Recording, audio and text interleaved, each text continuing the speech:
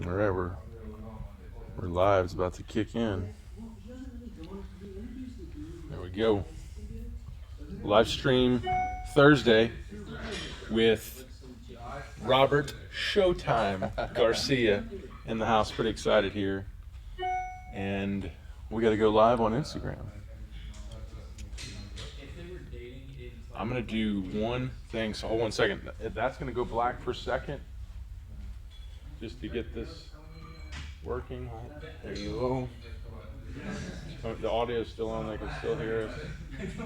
Just resetting the camera here. Resetting the camera. Here we go. All right. Good stuff. What's up, Instagram? Once again, we've got special guest Robert Showtime Garcia here. And we're just Q&A like we typically do on Thursdays right now. This has been our thing. We used to do live stream Fridays. I miss live stream Fridays. It just sounds better. Live stream Friday sounds a little better than live stream Thursday. Yeah. We got any questions? Let's see what we got today. Everybody just starting to log on. If you have questions on, I could pull up on the other end here. I'm going to pull up YouTube. Let's see, does this pull up my questions? Social alerts. How about chats? Nope. What about question in Spanish? Yeah, You know, now we can take Spanish. Yes, sir. ahora puedo responder todas las preguntas en español para todos los que siguen a Top Velocity. Yeah, so bring it out in Spanish. What's everybody doing today? Let's see. I'm sure we got some questions. I'm just look. John's on You Go Pro. Oh, Somebody what's said up, Showtime. John? Somebody said Showtime right there. Who is that? Do you know who that Who's is? that? Just a fan? I don't probably. What's up? All right, let's see. Keep going. Damn, it's Thursday already. I feel like I just left. That's John. Huh? Probably. Let's see if we got any questions on YouTube. We do have questions on the YouTube. Yeah, how about you go through it and check on those? Do you recommend the Vela-Pro harness? Of course I do. I got a program. If you go to topvelocity.net/Vela-Pro, I got a cool program for it. You played with it a little bit, the Vela-Pro. Yeah, I play. What do you think about it? It was pretty cool, and especially for me, it works a lot because Yeah, you had a big improvement with it. yeah, I'm a guy that always beach lines standing up, and the Vela-Pro, like if you put it on the back leg in the right leg, it make you like sit down and create more power on the right leg. All right, let's see. Yeah, and I think the coolest thing with you was you had an issue coming out of leg lift where you pushed your knee down too hard, kind of like knee slamming, right? Right. But and you've had a little knee irritation from it, and it was cool seeing Robert put on the harness, the Vela-Pro, because he went into a more external rotated torsion position. I've actually never seen that. I've never seen the Vela-Pro take someone who wants to go here and hold them in external rotation longer. So I thought that was the coolest thing with you. And Right. if people want to know what it is, it's basically a harness you put around your hip. It's probably in the back over there. But a harness you put around your hip, and you put on your heel, and then these resistance bands connect your heel. So your leg wants to kick up on you. So to keep your leg down, you have to activate all the musculature in your hip and your leg. So when you have all the muscles on, you don't want to get out of that position. Also, too, the leg's going to kick you in the butt. So when you have all the muscles turned on, you want to stabilize and you want to sit there, which is really important for hitting, pitching, throwing, is staying in the leg that's actually interacting with the ground. That's important. And that's why the Vela-Pro works so well.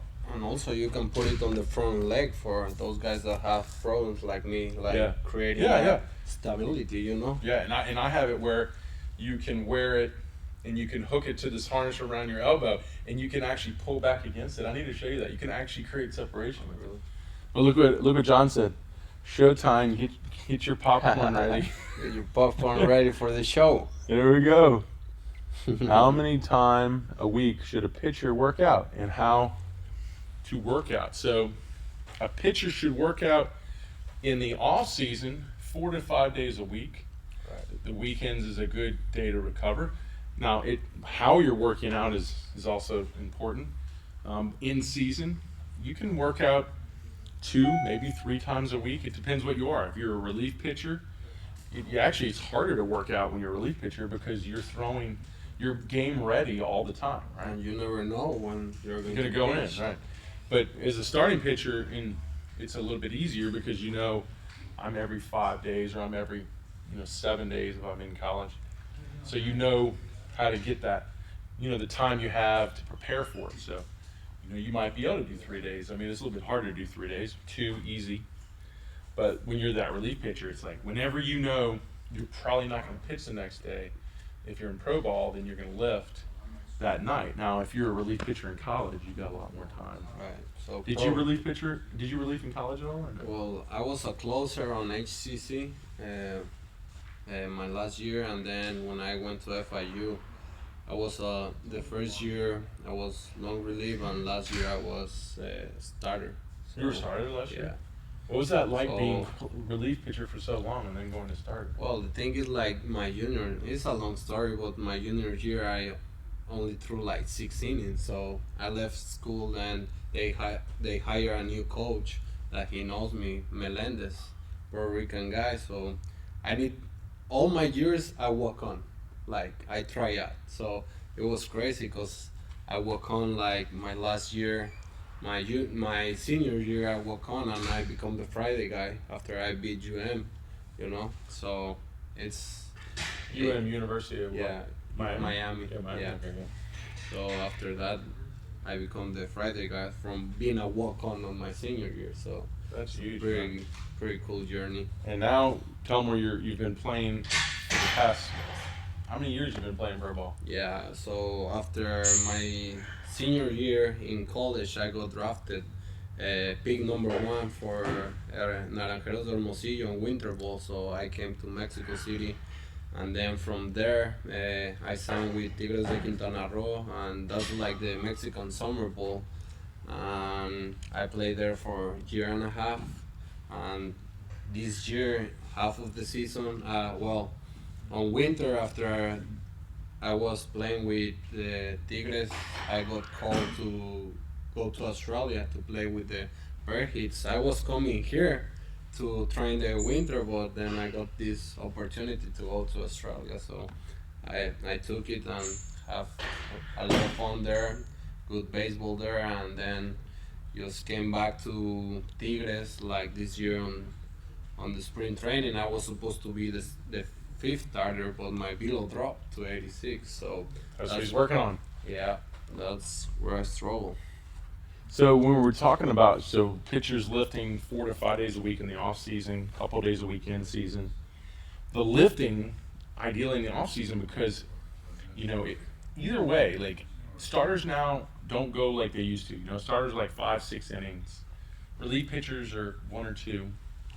So you need to lift more explosive. So typically when you're in explosive training, you're actually in low reps, high loading. So you do something, in the squatting, you'd probably be like 5 to 10 reps. But if you do more explosive work, like if you get into more like the Olympic approach like we do, you get down to like, 2, 1.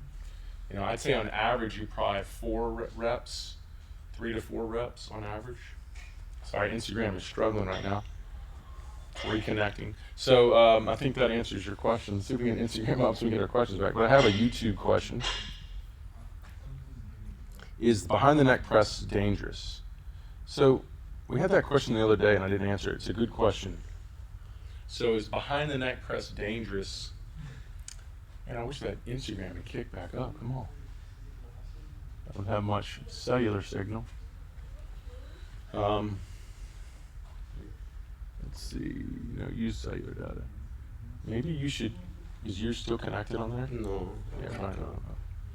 No. Behind the neck press. I'm just gonna go onto YouTube. Here we go. We're back. Hey, if you're on Instagram and you get kicked off, we're on YouTube. So for some reason, my YouTube. Well, I know why. This is on the cell. YouTube is on the Ethernet here. So go to YouTube. Check us out. If we get kicked off. And looks like we're doing good on YouTube. So he just asked, behind the neck press, is it dangerous? Here's the thing with behind the neck press. I'm in a more scap loaded position. I'm going farther into flexion. So you're putting your shoulders in a more stressful position because the deep scap loaded position you're going into. So for example, if your scaps don't roll back, like if you have a hard time pinching your scaps back, you have a hard time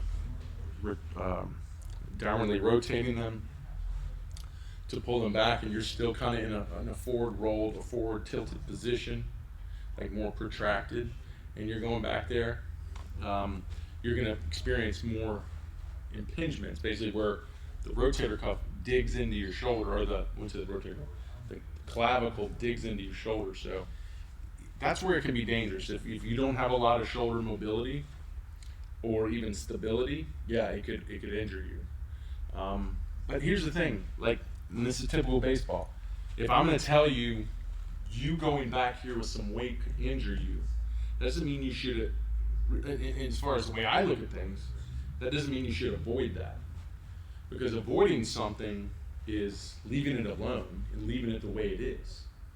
And if I'm saying the reason you can't go back there is because you're weak and inflexible, I don't think that's a good idea just to leave it that way. Right? We need to fix that. So the point is and that's what coaches do in baseball, right? Oh, every time you go back there, you strain something, it hurts. Never go back there again. I always say that's a bad mentality in baseball. I use the example. If you came up to me and you're like, man, Brent, it really hurts to pee, I wouldn't say, man, just stop peeing, right? Right. You gotta pee. So, I mean, that's really, to be honest, that is a smart way to look at it. Right. We gotta figure out why it hurts to pee, right? We gotta, like with your knee, like you've had some irritation in your knee. We can't just ignore that. We've got to figure out how we can get through that and work through that. Yeah, and that's crazy you mentioned that, because most trainers or most coaches, like back in Mexico, are like, oh, you can do anything, you just gotta rest, ice, and do therapy, and when I came here, I knew I came here with this pain, but you make me live, you make me do everything, and today it was a good day because we actually find a way to work out through, like making that without hurting it. Right. Without We gave it some stability, the pain went away, and he was able to go into his lifts. And you know what's going to happen is, if we're in the right place, and plus we're doing some things to strengthen the joint, it's just going to get better. It's just going to get better for you. Every day is going to get a little bit better. Instead of being lazy and, let it go by itself. And then now it's a weak link, and you're out in the game, and you're tired, and you push hard, and then pop. And then you're losing everything, all your gains. All your gains. So same thing with behind the neck press. If this is a problem for you, you need to fix that. Here's a good question. What is it? Fast leg kick or collected leg kick? So I'm assuming what he's saying is, should you be quick with your upper body, or should you keep it connected, or should you keep it close to you? Like, should I be aggressive with my front leg, or should I keep it close to you? What do you like? I think he's asking more like the leg kick, right? Because most of the coaches, I told you, like some of the coaches, to have like good hip, explosion, you need to be quick with your aggressive. So what do you think of that? Leg, but like you told me, like the key is the right leg, So, well, because here's the thing, both these legs can rotate your hips. Right. The problem is the front leg, when it lands, it needs to actually be in a closed position. So when the hips open, they stabilize in a straight line to the target. If we land in an open position and I try to get the hips to lock down, I'm like shooting way off the target, right? So the thing is, the front leg has to actually land slightly across the body, so when the hips open, they square up. And we need these hips to stabilize, because we can't accelerate what's on top of that if it's unstable, right? If we took a catapult, we pulled it back, and the base is moving all over, it's like if it's on a boat, it's moving all over the place, that's going to affect precision the speed. So the point is, if the leg has to land across the body, how am I going to use the leg to create rotation? If I go to create rotation, now I gotta fly open. So if this leg has to land, basically, it's already in a closed position when I start. It technically has to land only in a slightly more open position. That means really only this leg is able to rotate your hips without you landing in that open, unstable position.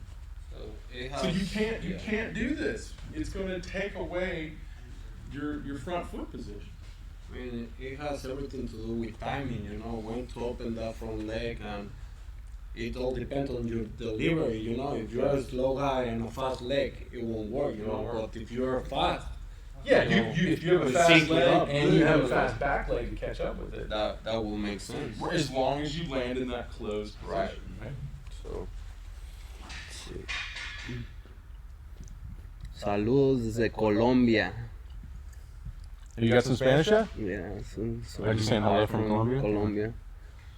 Alternative for glute ham raises. So, glute ham raises is where we're on a machine and we're up and our knees are bent and we extend and go down and then we crunch them in and come up. Then it hits the hamstrings and the glutes. An alternative with that this is just a posterior chain exercise. So hip thrusters, where you lay on the ground with the bar on your hips, and you're driving it up into a bridge and down. That would be good. That's going to hit more glutes. Any deadlifting, so like single leg deadlifting, Romanian deadlifting. Good mornings. Now, good mornings. But if you get into regular deadlifting, when I coach regular deadlifts, I try to stay more like Romanian deadlift. I try to keep the butt higher, and I try to lean more from that position because I want to isolate the glutes and hamstring. If I go into a more traditional deadlift, I start squatting, and then it becomes more of a squat, and we already squat enough. So if you're trying to hit the posterior chain, I would stay in more Romanian deadlifts. All right. How many times a week should a pitcher work out? All right, we already answered that one. ¿Cuáles son los mejores ejercicios para aumentar la velocidad? So he's asking, which are the best exercises to improve the speed? All right, there you go. That's you. Any answers, man? No, pues es todo en general. O sea, tienes que incrementar movilidad, velocidad, fuerza. ¿Me entiendes? O sea, no es nada más un solo componente, sino que tienes que trabajar en todos los aspectos y eso es lo que te va a dar al final de cuentas la velocidad, incluyendo tu mecánica, mejorando tu mecánica. Entonces, en general, siendo un mejor atleta, es como tú vas a poder aumentar tu velocidad. I was saying, like, you need to improve in every bucket, speed, mobility, strength, like, by mechanics, like everything, it's not just like one component. You gotta become an athlete. But that's very common, right? People are like, what's the one thing? Why do you think people are asking for one thing? Because they looking for the magic trick, Easy way out. Because, see, this way, like, all programs and even like commercials of any business, like they selling like this pill that is going to make you have abs in 1 week, so that our mind, like, in somehow is educated, to find like a quick answer for every solution. And I'm telling you, I've been here 1 week and there's no quick answer for anything. Like, you gotta work hard, man. There's an old movie called, I think it was Meet the Fockers. Remember where he picks up that homeless guy, and the homeless guy says, I got $1 million program that I'm gonna put out. And at the time, the popular program was 8-minute abs, like 8 minutes to give you a 6-pack, right? He said, I got a better product, 7-minute abs. Yeah, so I mean, like, an advice, when you heard things like they have a fast quick, like, they're mostly never true, Well, but people get the impression now, like, I've been doing this for so long, but now when you say velocity program, people are like, oh, that's a bunch of crap. Because what do they think? Oh, you're going to just throw something, you're going to throw harder. They for some reason, when they hear velocity program, then it must be a cheat it must be an easy way to try to throw hard. That's not true. Right? Yeah, when I was young, I always thought like it was something in my mechanics, that will do the quick fix, and suddenly I was going to be able to throw 5-10 miles, but it's not like that. Right. And now you're in an age, I mean, you're still in a prime age, but it gets harder the more you do it, right? Because your body breaks down, your body doesn't, you get to the point when you get into your 30s, you're not there yet. Your body can't handle it as much anymore. Yeah, I mean, It actually gets harder in this game, doesn't it? I mean, it's tell me, hard. what was it like going from like college, or what was it like going from high school to college? How hard was that? And then how hard was it going from college to pro? Well, I really had a good experience in high school because I played against Carlos Correa, Edwin Diaz, Jose Rios, all these big leaguers like on Puerto Rico. So then I see them, on the show, So it's crazy. Is that hard to see?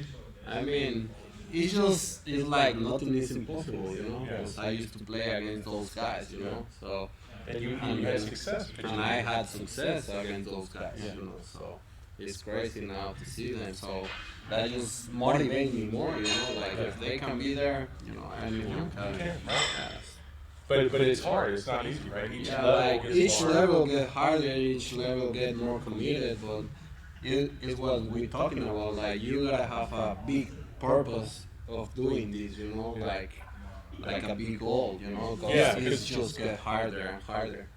Showtime is in here every day, pushing me to do videos with him, and pushing me to go through the training with him, pushing me to get better, pushing me to help him where his knees been bothering him. And I kept saying, I was like, man, where'd you get this from? Because I don't get it, unfortunately, from all the guys here. I rarely get his work ethic. So I was like, where'd you get this work ethic? Is it in Mexico? What is it? If you're born with the Mexican blood, you just work hard. Is that what it is? Unfortunately, in Mexico, in Pro Bowl, they don't work as hard as I used to work in college. Like in college, workouts were like you're in the military, you leave at 6 a.m. and do all these. Did that teach you a lot of this? I mean, kind of, but at the same time, like I told you, it's like my purpose of doing this, At the end of the day, it's not about Robert Garcia, Showtime, it's my story, that I want to touch and inspire so many people. Like kids are watching me, following me, so I can give up on myself, because I'm giving up on everybody. Which you have, man. I love going to your Instagram. Why do you make it private? You have so many cool things in your Instagram. You make it private. You just go public. Come on. It's not all the nicest thing.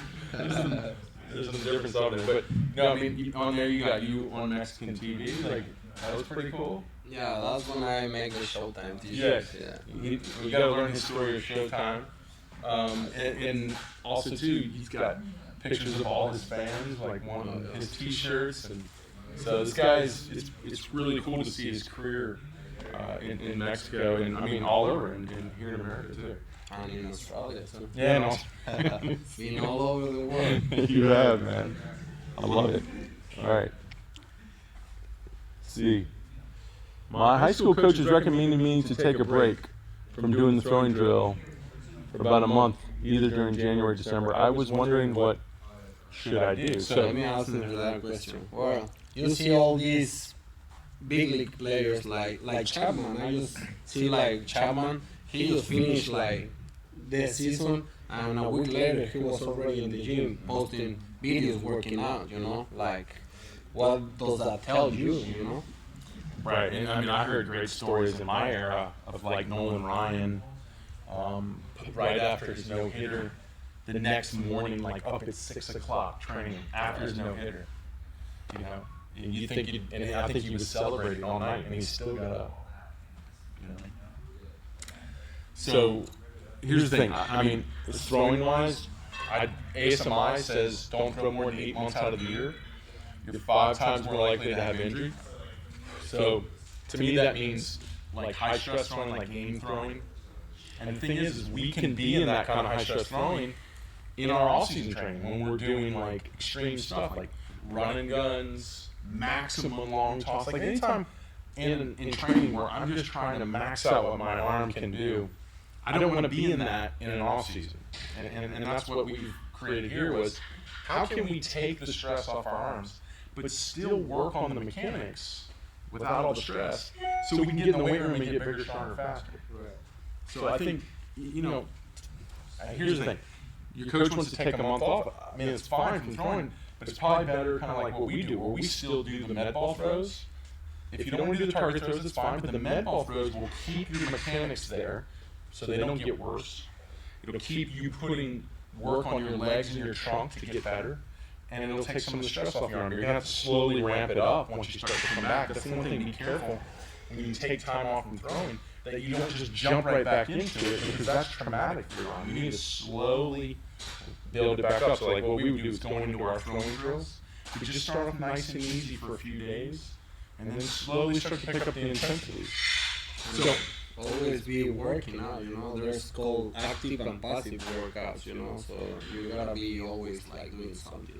that's a good point, active and passive. So what he's saying is workouts that require a lot of your intent, your intensities, and then workouts that aren't putting a lot of stress on your body. It's maybe you just holding positions, right?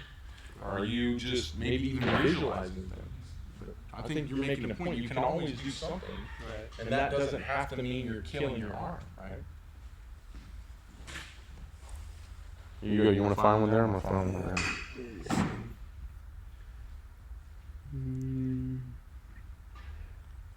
I got a bunch here. What do you got there? It says, what do you recommend on a lower back exercise? So lower back exercise would be, the best one would be, what do we call them? It's not crossing my mind. There's a really cool machine for it. It's like an elevated pad with handles, and you hold on it, your feet hang off the end, and then you swing your foot up, and it really isolates the QL, the quadratic lumborum. You can also be on your stomach, doing like Supermans, alternating Supermans, where one arm, one leg's going up, or both is going up. You can hold a med ball here, you can hold a med ball with your leg. Good mornings really get into the low back too. When I heard my lower back, I learned a really cool routine with the med balls. So it's all about core and lower back. Having a med ball there and doing some turns and going up and strengthening. Here's the thing with low back. It's understanding how low back works, where when your hips tip back, and it's called an anterior pelvic tilt, right? When it tips back like that, what's happened is your low back is crunched now, and your stomach's off. So you're in this position, and my stomach's off, right? So what happens is this starts getting weak, and this starts tightening up. It's basically the muscles, or if the muscles are elastic, the muscles are just coiling up from it being crunched into that position, and this is getting weaker. And then all of a sudden your low back is in pain because it's always so knotted up. So you have to really keep your rib cage down. So you take your rib cage and you pull it down, and then you squeeze your butt to help stabilize your hips forward. So you squeeze your rib cage like someone's about to punch you, and then you tighten your stomach, right? With the rib cage down, and you squeeze your butt. And try to hold those positions. Specifically when you're doing crunches, hold those positions. Or when anytime you're pressing overhead, you're squatting, hold those positions. When you're sitting, hold those positions. And that will more than likely get out of you a lot of your low back pain. I got a good question on. It says I had good bat speed. This is good. We can do some bat speed. 80 to 86 hand speed.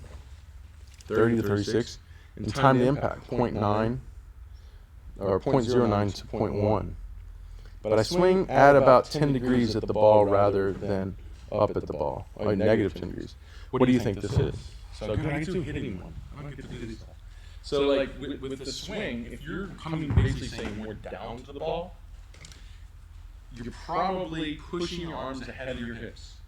So just like with throwing, the kinetic chain, sequencing through the kinetic chain, and allowing the hips to go first, and then your upper body to connect to that hip and ride that hip. So basically think about it, if I'm trying to extend out to the ball, where's my bat trajectory is going down. It's going in that negative 10 you were talking about. But if I'm letting my hip come through and then connecting my elbow to my hip, now I'm level, and then the actual will start coming up to the ball.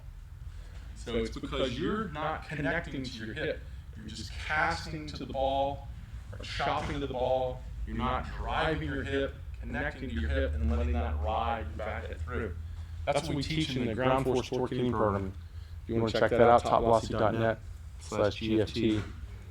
I've been getting in more of the hitting along with the pitching, mainly because I've done so much pitching that I've read thousands of case studies, and I always read more, but I'm really enjoying seeing it from the different sides. Like, I get to see it from coming at the hitter. Now when I learn from the hitter, I can learn about how the hitter's adjusting. Like just today I did a video on, did you see, I don't know if you saw that video, but basically studies show hitters use their front leg flexion to change their timing to adjust to the ball. So like a hitter that lands in more flexion, they can delay rotation longer, because when they extend that leg, that accelerates their low back, their hips.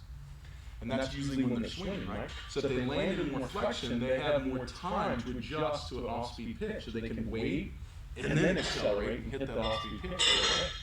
So if you're facing a guy, for a hitter, I'm sitting here telling you, if you're landing with a stiff front leg, you can't adjust to an off-speed pitch. Because you're going to want to commit your swing really early, and the only thing you can adjust is here. You never want to adjust there. You want to adjust in back here, right? Yeah, Doing that. It's like waiting to transfer all that energy. If Right. you land like that, you're already transferring right away the energy. So you want to land in flexion and be able to control that rotation. So the thing for a hitter, I'm basically telling a hitter, hey, work on landing in flex leg positions so you have more control of when you time your swing. And I'm telling the pitcher at the same time, if you see a hitter facing you or swinging in the on-deck circle with a stiff front leg, swinging across his body, you're going to set him up for an off-speed pitch, right? You're going to come inside and let him foul it off, and then throw it away, and he's going to go like that, and you got him. So, or, if you see a guy landing, and he's landing really flexed, and he keeps focusing the other way, what are you going to do? Challenge that guy inside, and make him get through. And then if to get through, he starts extending early, then you want to see, can you make him readjust back to where he was? So that's what I was saying. Is like, as much as like I'm learning about a hitter, it's also helping me understand from the pitcher's perspective, which is cool. That's why they like sometimes. I used to have this exercise when I was training in Tampa, like the pitching coach used to pitch the pitchers, and the pitchers used to like hit. So we can think, like the both sides. So when you pitch and you thinking like a hitter, That's huge. That's really cool. What other, got any something else?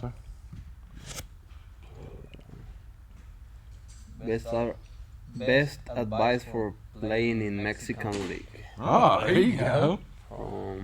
Michael Lopez. Well, it just depends on the situation you are. If you can be, there's a rule called for the pochos that American guys that have parents that born in Mexico or have relatives that are Mexican, they actually count like Mexican players, because if you come as an import, like because they have passports, Mexican passports. But if they have a dad or a grandma that was Mexican, like they can use you as a Mexican player, But not an American. and not like Or a an foreign. import, So because there's just like few spots for imports, and to be an import like is tough. Mhm.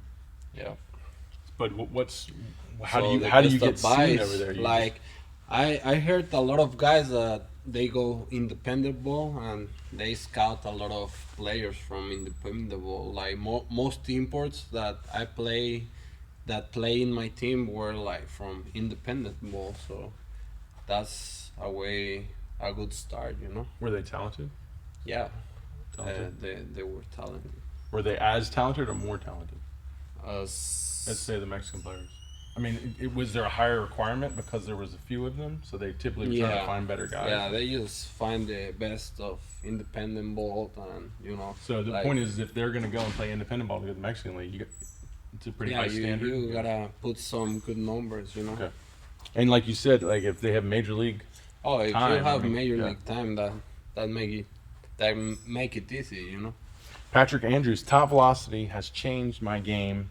Throwing fire now. Congratulations, Patrick. That's awesome, man. Love that. 3 best lower body exercises for throwing gas.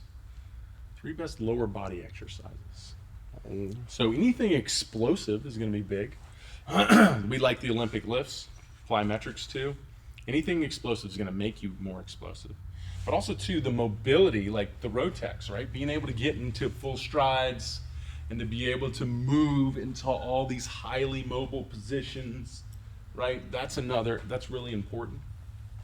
And then I think the timing and understanding how, like we work on, how right before you land, you have to get extended through your back leg to get your hips open and your shoulders close. So drills that help you understand the timing and the sequencing of your hips to your trunk. Yeah. You think that covers it? Yep. Ahí hay una, dice, ¿dónde andas jugando? ¿Cuál parte de México, vale? Ahorita estoy jugando, ahorita acabo de firmar para los Pericos de Puebla. Ahí voy a estar jugando.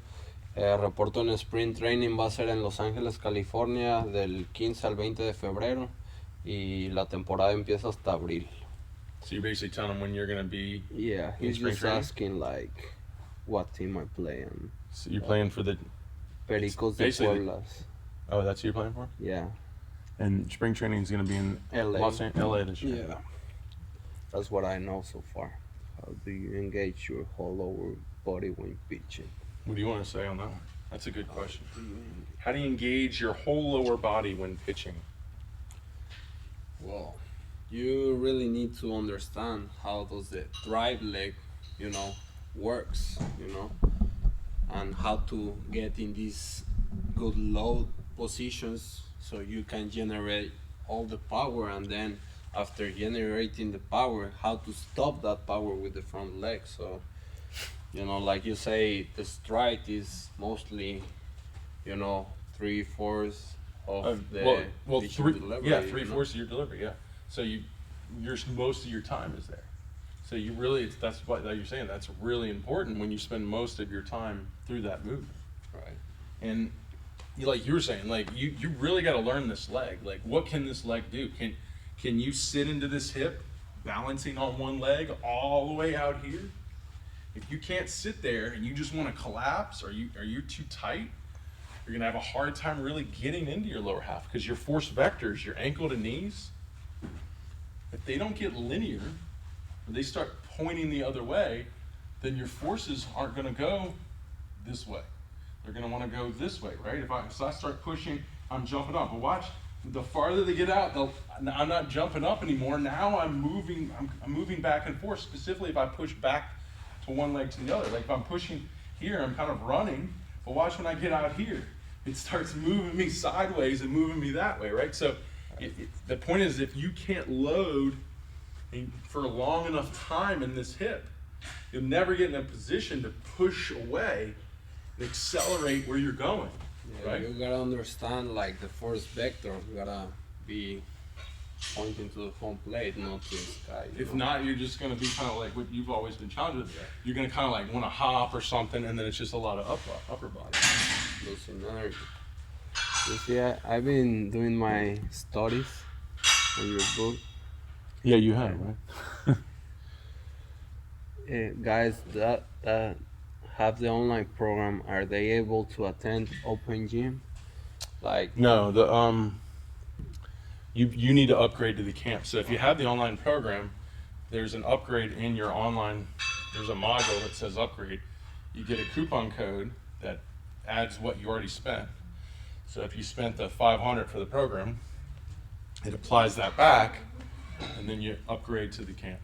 So, but everyone that comes here has to go through the camp, because that pays for all your training here indefinitely, as long as you want to stay.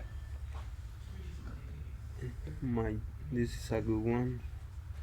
My JUCO pitching coach had us throwing 30-50 pitch bullpen for 5 days in a row. My velo decreased as the fall went on. Is that normal to do that much 30 to throwing? 50 pitches, that's 4 to crazy. 5. That's crazy. That's just insane. That's just remember. It's hard not to laugh. I'm sorry. That reminded me when I was my first year in junior college. I won't name some names, but I was on the bullpen and I was learning how to throw a breaking ball because I do have my best pitch is my changeup, so I only throw fastball and changeup. The coach made me throw a bullpen of like 40 breaking balls, straight breaking balls, to learn the curveball. Like that was ridiculous, you know. That is ridiculous. And then you get those coaches, if you don't have a good fastball, that you'll go into a game and they'll call every pitch. Breaking ball. Yeah. You're like, come on, dude.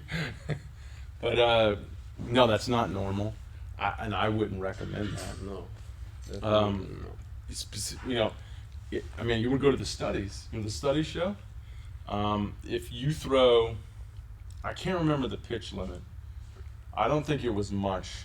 There's like 5 innings. If you pitch 5 innings, somewhere around that, it takes your it takes your rotator cuff, your infraspinatus. So your infraspinatus is right here. It's right up under here.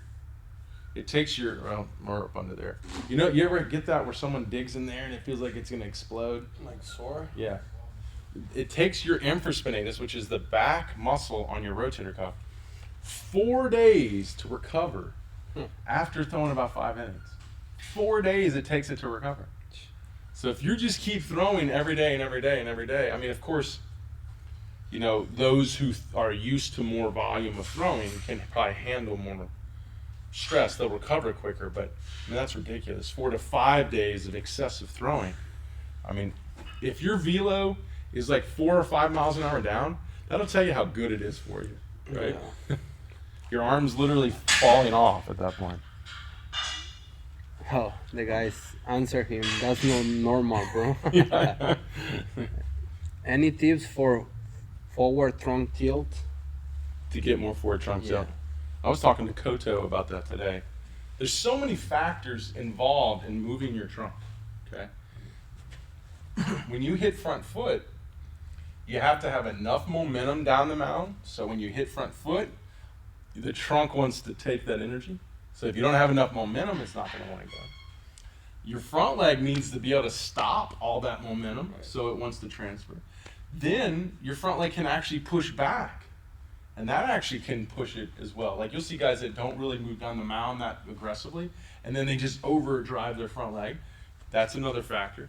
But if you have a weak posterior chain, to where when you hit, it can't really support all that energy in your trunk, then it doesn't want to let you go either. Those are the guys that want to land in the stiff front legs and stop their trunks, because the stiff front leg will stop your trunk. That's another thing, biomechanically. You need to land more flexed, and that'll allow your trunk to push out longer, and then you can get extended. And if you don't have enough flexion, then you're not going to go either, because you don't have the length in your muscle. Think of all the factors it takes to get your trunk to go forward. And that's one thing I'm working, because, you know, I told you, like, my trunk is like here, it's not like forward, so And I don't have really too much trunk tilt. And I realized that most of to create trunk tilt gotta be with my right leg. If I can Bringing push yourself down. forward and harder with my right leg, like, it's going to make my But also too, he's been pushing harder, and his front legs have a harder time stopping it. Yeah. Because that means you're pushing more force to your front leg. Yeah. So you got to be able to do it from both sides. You got to be able to push from this side, but you got to be able to stop it from this side. So it's like boom, and then it all goes, right? Those are good questions.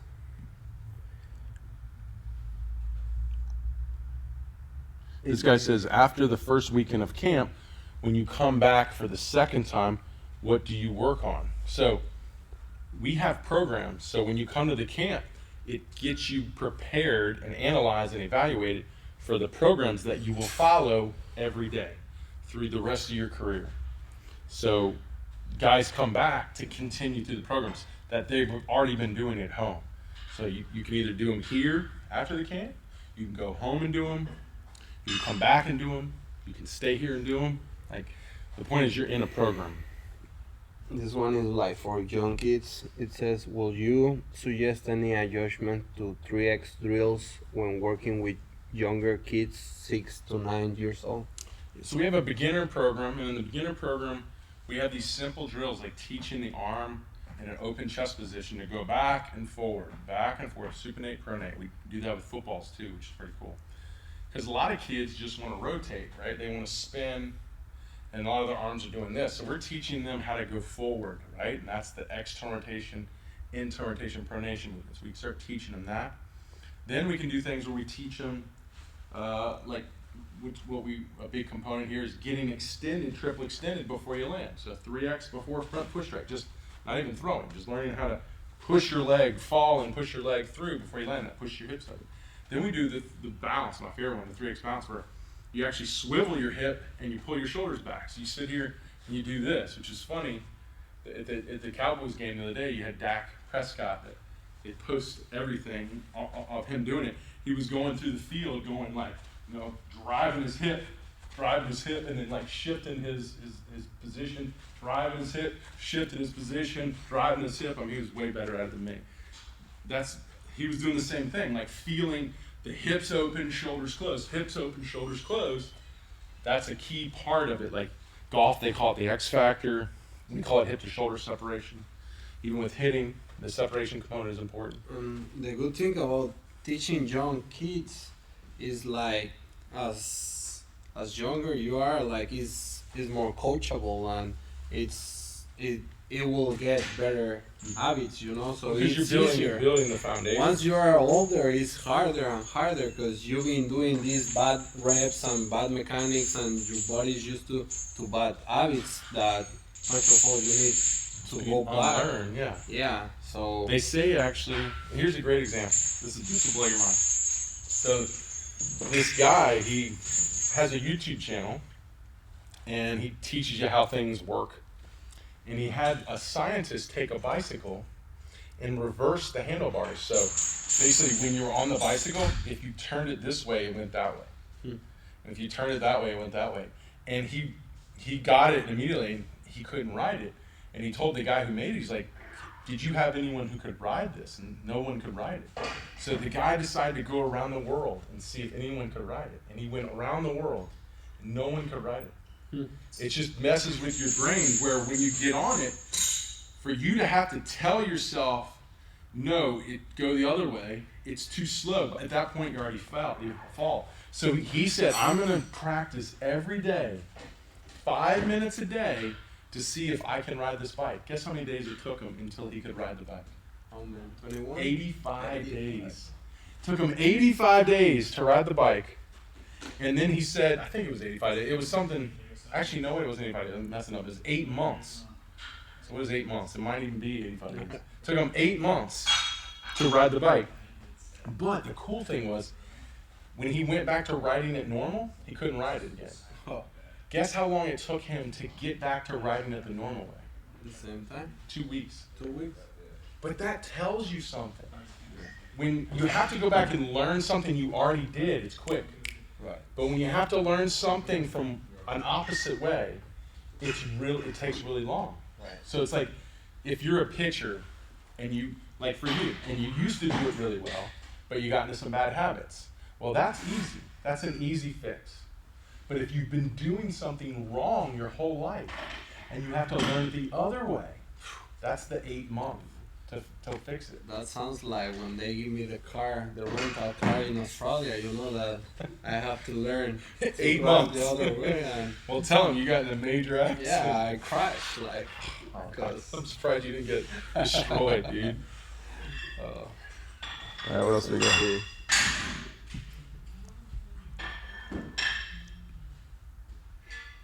It says, how often do guys throw to catchers at the 3X camp?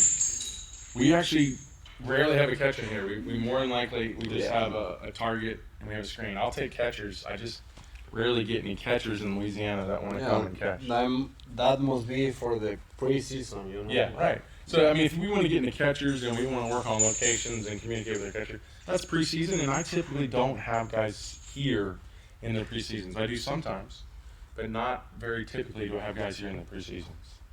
Guys are here for their off-season training. Well, this is something my interested you. I came to a camp in 2013. I've been teaching 3X drills and philosophy since then. Do you allow people to come to camp to help out if I'm 3X certificate? Oh, you definitely. All my certified coaches and you being one, who is that? Hudson, yeah. Please, man, we'll love to have you down. Come in and relearn. That's the one thing. Even when you've come through the camp before, you can come back and observe a camp. You won't be able to attend the camp because we typically, we barely have enough space, but you can come back and watch and observe the camp anytime. This one is like more the one you want nutrition questions or?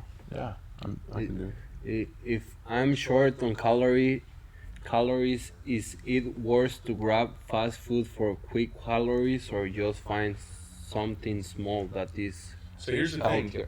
The thing is with fast food is you can get calories from it, but a lot of times you don't get the micronutrients. So you get your macronutrients, but not your micronutrients. So they can fall sometimes into the category of empty calories, and it's not going to help you as much as nutrient-dense foods. right? Nutrient-dense foods give you more of the things you need to recover your muscles, to fuel your body, to keep your cells healthy. And a lot of fast food, it is depleted of that. So it's one of those things where you could probably eat and eat and eat and eat, and you're still cramping up that night, right? Here's the thing I've really learned later in life. I wish I had known it younger, because I would have gone back and made major changes. Is I used to get depleted all the time. I used to have heat exhaustion because I would sweat all my minerals out. I would cramp up all the time. I literally in one of my last professional games, our catcher was going to play every position, right? It was like the end of the year. Mm-hmm. But I had to start in right field so he could pitch, right? And then I came in to finish the game, or I came in to pitch after that.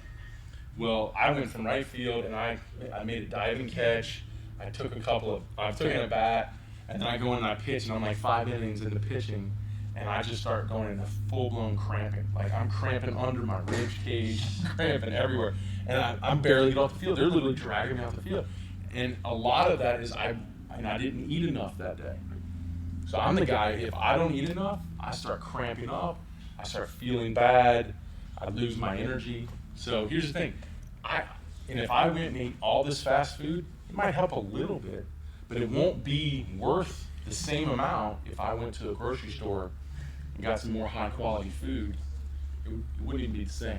So, Yeah, like me, like now that I'm working out, like I'm trying to be healthy. But when I was in Australia, I met Pete Cosmer. He was the shortstop when the Cardinals won the World Series, and that guy is just ripped and he's just jacked, and he always eating like greens and healthy food. So one day I was like, hey, why you don't eat like burgers or fast food? And he was like explaining to me, like I'm used to be eating healthy. Like when I eat like junk food, like my body just don't feel right, Like well, I I'll tell you can't right now, recover it, if they did a study in Major League Baseball of players that ate junk food more compared to players that didn't, of course you're not being able to control talent and genetics, but I wouldn't doubt if you'd see the guys.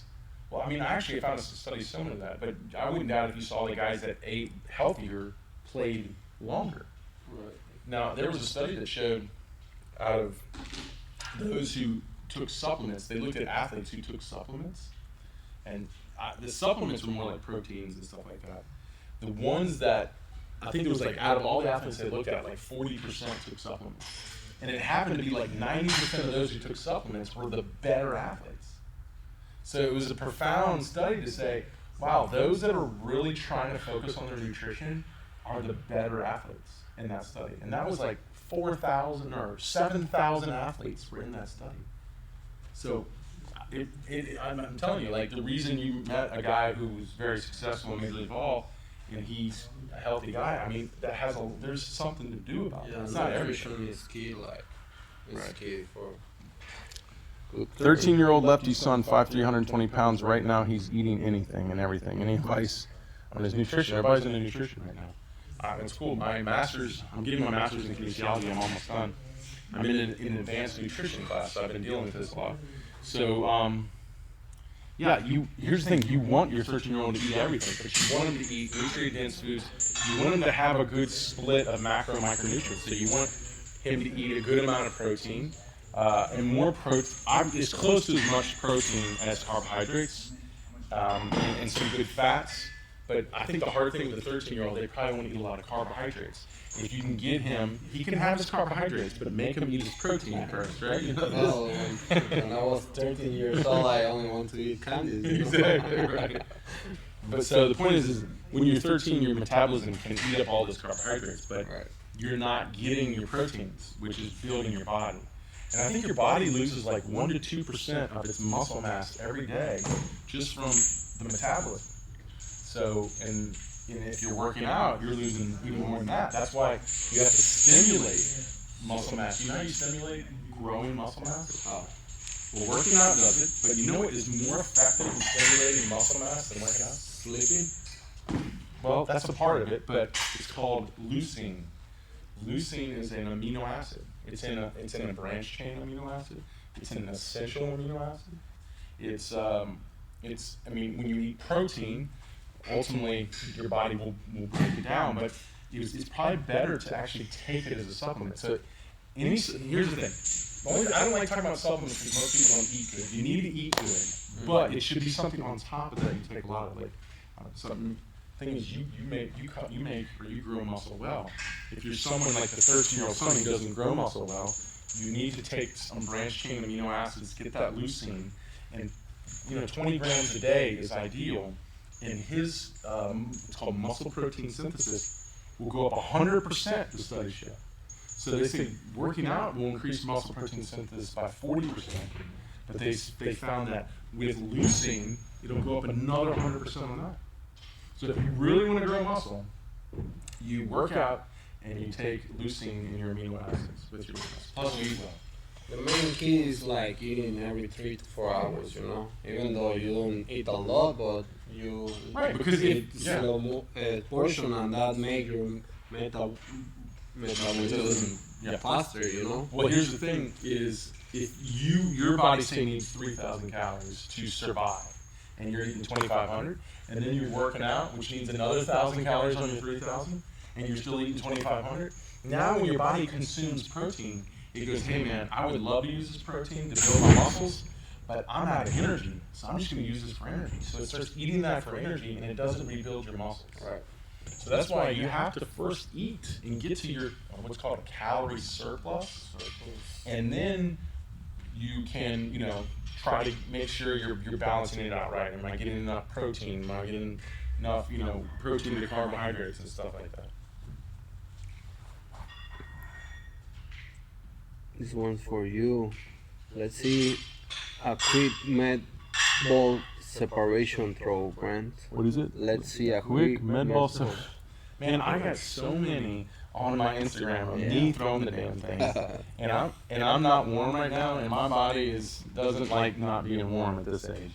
So go on my Instagram page, go down to see me do it. I got one on there. I think I hit 43. It's the best I've been doing lately. That was a pretty good one. You know what? That was an interesting day. I hit 43. For me, I had my massage therapist release my QL because my core's been getting weak as I've aged, and my QL's tightening up because I get this anterior tilt. And she released my QL, and I could completely rotate and close off. And I went up a couple miles an hour that day. It was pretty cool. Anything else? Yeah. Are power cleans the best way to work on your drive leg? Yeah, well, power cleans, the foundation of power cleans in this approach is to improve your body's ability to contract and fire, right? Or it creates that ability to stimulate your muscle spindles and contract and fire those muscles explosively. That's what the power clean teaches us. And it also teaches us how to time that because there's a sequencing aspect of it through the kinetic chain. So there's no better way for us to sequence the kinetic chain and force us to do it with maximum power than with a clean. But there's more to it when it comes into the pitching drive leg. We have to teach the different positions that we do as a pitcher as opposed to power cleaning, and then ultimately once we learn those different positions, all that power and activation we developed in the central nervous system from the power cleanse will be converted over. It looks like we've been up to an hour, so we got a minute 30. So, you want to do one more question or anything you want to add to it? So Showtime's going to be here until when? Until February 15. Okay. And which is awesome. So he's going to be here. If you have any questions for him, tell him how to get in touch with you.